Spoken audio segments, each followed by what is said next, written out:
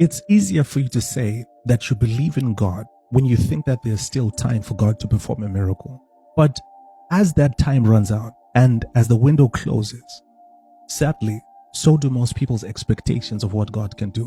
The reality is that most people's faith has a set timer on how long they're willing to believe in God for something. That's why Jesus was so discouraged by the people when Lazarus died. When Jesus arrived at the funeral, he was met by the same words from both Mary and Martha.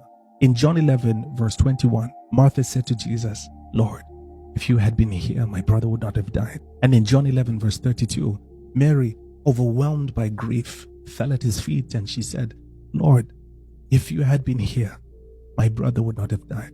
And it says, when Jesus saw her weeping and those who had come with her also weeping, he was deeply moved in his spirit and greatly troubled.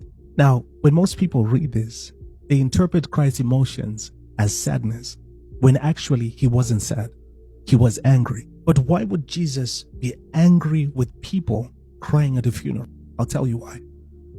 It was because their faith had a set timer for how long they were able to believe in what Jesus could do. And when Lazarus died, that timer ran out. Jesus was greatly troubled by them because they kept referring to what he could have done for their brother while he was still alive, instead of believing in what Jesus could still do now that he was there with them despite Lazarus being dead.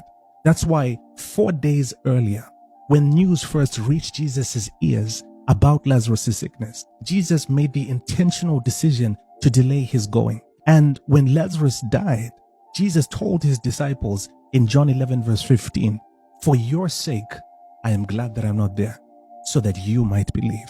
So Mary and Martha went wrong. If Jesus had been there, Lazarus would have still been alive.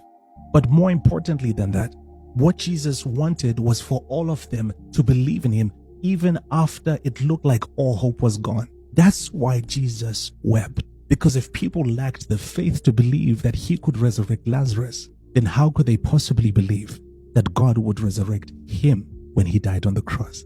This is why before Jesus called Lazarus back to life, he first prayed to the Father, not for himself, but on account of all the people standing around, that through this mighty miracle that he was about to perform, they would know that God sent him into the world. Because by Jesus raising Lazarus from the dead 4 days after he died, he was giving them tangible evidence for them to believe that God would also resurrect him. I don't know who needs to hear this, but the message that I have for somebody today is that God answers prayers, even when it looks like all hope is gone.